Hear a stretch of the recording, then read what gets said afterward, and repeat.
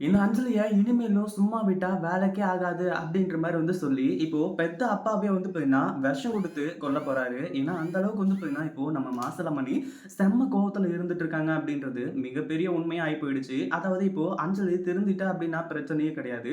ஆனா திருந்தாம இப்பவும் பார்த்தீங்கன்னா, அந்த குடும்பத்தையும் இலக்கியா, கௌதம் எல்லாரையுமே ஏமாத்திட்டு இருக்கா. அப்படின்றது பார்த்தீங்கன்னா, இப்போ கண்கூட பார்த்து தெரிஞ்சுக்கிறாங்க. கடைசில தான் பார்த்தீங்கன்னா, இந்த ஒரு விஷயத்த நம்ம அ மாசலமணி சிறப்பா செஞ்சு விடுறாரு. அதாவது இங்க பார்த்தீங்கன்னா, அஞ்சலி திருந்திட்டா அப்படின்னு சொல்லிட்டு, ஒரு செகண்ட் அவங்க அப்பா மாசிலாமணியும் கொஞ்சம் நம்புனாரு. அவரும் பார்த்தீங்கன்னா, ஏன்னா இப்போ பார்த்தீங்கன்னா, நம்ம இலக்கியாவ ஜெயில்லருந்து அதாவது போலீஸ் ஸ்டேஷனுக்கு போயிட்டு, அங்கருந்து பார்த்தீங்கன்னா, இப்போ காப்பாத்தி கூட்டு வந்தாங்க இல்லையா? அதுல உண்மையிலேயே நம்ம பொண்ணு தானா இது? இவ பார்த்தீங்கன்னா திருந்திட்டாளா?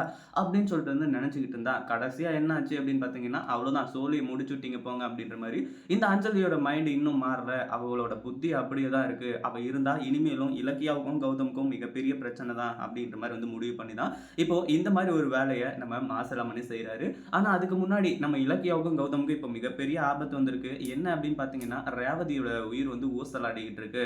ரேவதி பேச்சு மூச்சு இல்லாம இருக்காங்க அப்படின்ற மாரி சொல்லி ஹாஸ்பிட்டல்ல இருந்து ஃபோன் அங்க பார்த்தீங்கன்னா ஓடி போய் ரேவதிய பத்தின அதாவது ரேவதிய பத்தி நம்ம கௌதம் கிட்ட பார்த்தீங்கன்னா சொல்லப் போறாங்க. அங்க சூப்பரான ட்விஸ்ட்டே பார்த்தீங்கன்னா நடக்கப் போகுது. உண்மையிலேயே அது வேற லெவல்ல இருக்க போகுது அப்படின்னு தான் சொல்லணும். ஏன்னா இப்போ எல்லா சீக்ரெட்ஸும் பார்த்தீங்கன்னா ரிவீல் ஆகுற டைம் வந்தாச்சு. இந்த அஞ்சலியோட நிலைமையும் அவ்வளோதான். முடிய போற ஒரு நிலைமை வந்தாச்சு.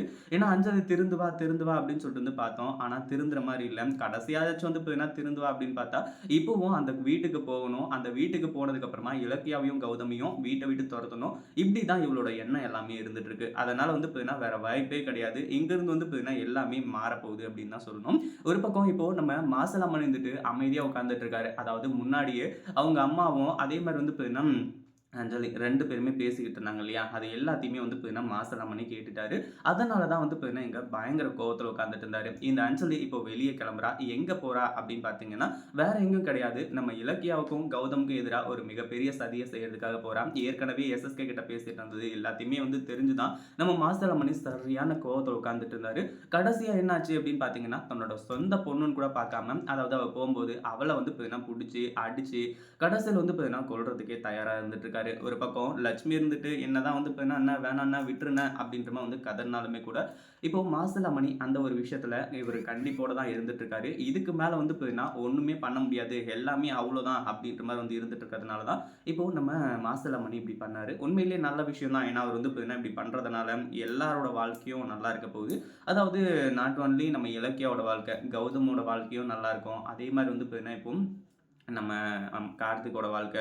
கார்த்திக்கும் அடுத்து பார்த்தீங்கன்னா, வேற ஒரு பொண்ண கல்யாணம் பண்ணிக்கிட்டாரு அப்படின்னா, அவரும் ரொம்பவே ஹேப்பியா இருப்பாரு அப்படின்றதுல எந்த ஒரு சந்தேகமும் கிடையாது. எல்லாமே ஓகே. சூப்பராவே பார்த்தீங்கன்னா போயிட்டுருக்கு. அதே சமயம் இப்ப என்ன ஆச்சு அப்படின்னு பார்த்தீங்கன்னா, இந்த அஞ்சலி இப்போ வெளிய போறா அப்படின்ற மாரி சொன்னோம் இல்லையா?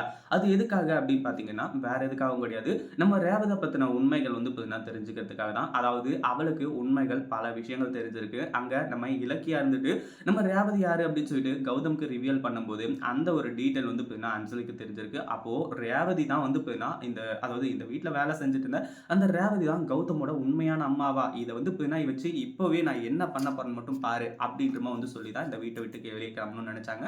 ஆனா பார்த்தீங்கன்னா, நம்ம இவரு மாஸ் காட்டுறாரு. அதாவது மாசிலாமணி. இதுக்கு மேல பார்த்தீங்கன்னா, நீ உயிரோட இருந்தா வேலைக்கு ஆகாது அப்படின்ற மாரி சொல்லி, ஒரு பக்கம் இலக்கியாவும் பார்த்தீங்கன்னா, ரொம்ப ஃபீல் பண்ணி இந்த விஷயத்த எல்லாத்தையுமே சொல்றது மட்டும் இல்லாம, நீங்க இந்த விஷயத்தினால பார்த்தீங்கன்னா, நான் அதாவது இது தெரிஞ்சுமே கூட ஏன் என்கிட்ட சொல்லாம இருந்தீங்க அப்படின்னு கேட்டீங்கன்னா, அது எல்லாமே ஜானகி அத்தைக்காக தான். ஜானகி அத்தைய விட்டு நீங்க எங்க போயிடுவீங்களோ அப்படின்றது மாரி பயந்து தான். இப்போ கூட இந்த உண்மைய சொன்னதுக்கான ரீசன் வேற எதுவும் கிடையாது. அதாவது ரேவதி அத்தை பார்த்தீங்கன்னா உயிருக்கு போராடிட்டு இருக்காங்க. கடைசி நிமிஷத்துலயாச்சும் என்னோட பையனுக்கு பார்த்தீங்கன்னா, தான் யாரு அப்படின்ற மாரி தெரியணும் அப்படின்னு சொல்லிட்டு பார்த்தீங்கன்னா, அவங்க கேட்டுக்கிட்டதுனால தான் இவ்ளோ பெரிய விஷயமும் பார்த்தீங்கன்னா நடந்திருக்கு. கௌதம் என்ன மன்னிச்சிருங்க கௌதம் அப்படின்ற மாரி ஒரு பக்கம் நம்ம இலக்கியா கதறி அழுதுட்டு இருக்காங்க. ஒரு பக்கம் பார்த்தீங்கன்னா, கௌதமும் இப்போ கதறி அழ போறாரு. இத பத்தி நீங்க என்ன நினைக்கிறீங்க? அந்த வீடியோ புடிச்சிருந்தா லைக் பண்ணுங்க, ஷேர் பண்ணுங்க. இப்பதான் நம்ம சேனலுக்கு ஃபர்ஸ்ட் டைம் வரீங்க அப்படின்னா, கீழ இருக்க சப்ஸ்கிரைப் பட்டன பிரஸ் பண்ணிக்கோங்க.